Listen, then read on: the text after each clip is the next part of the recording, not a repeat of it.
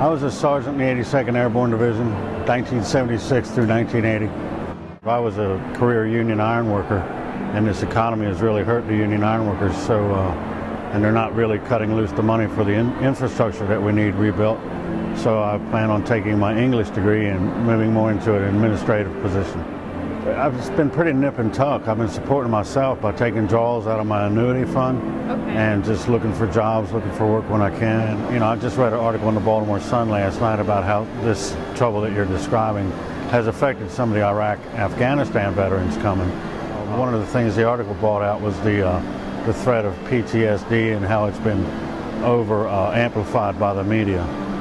And this may be scaring off some of the potentials. And I think even beyond the legal aspect, it's morally wrong when you have an individual that's willing to volunteer and serve for his country that he or she wouldn't be welcomed back with more than open arms. I found that I had more support from Veteran Affairs and from doing individual job fairs than I did when I was transitioning out of the Army, from the Army.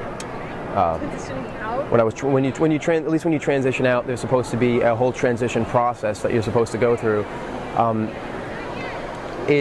It's effective if you're able to utilize it, but since you're still in, you basically, I know a lot of times, at least with trying to go through the motions of getting your resume together, you're supposed to go to resume classes, you're supposed to go to transition classes and things like that to prepare you at least to transition back into being a civilian.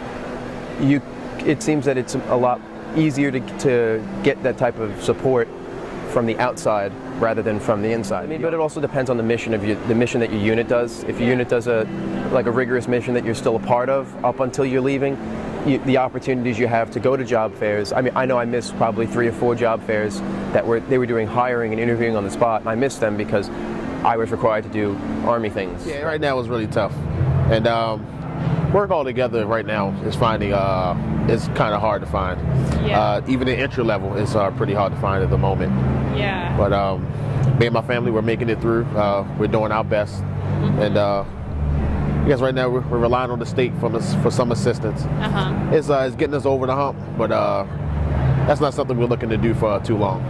I guess the hump we're trying to overcome is we're actually competing with college grads, bachelors. My field was radio communications, which basically could be translated to RF engineer.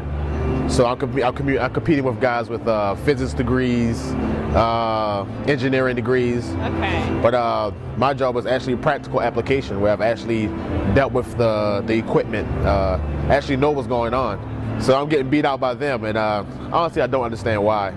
But I guess the job market is what it is. So I just keep filling out applications and hopefully I get a response. We as veterans felt as though we were forgotten about. And you have a whole lot of homeless veterans here in Maryland, and Baltimore itself. And we just felt forgotten about, and we didn't appreciate it. And we just felt as though we were just walking around like zombies.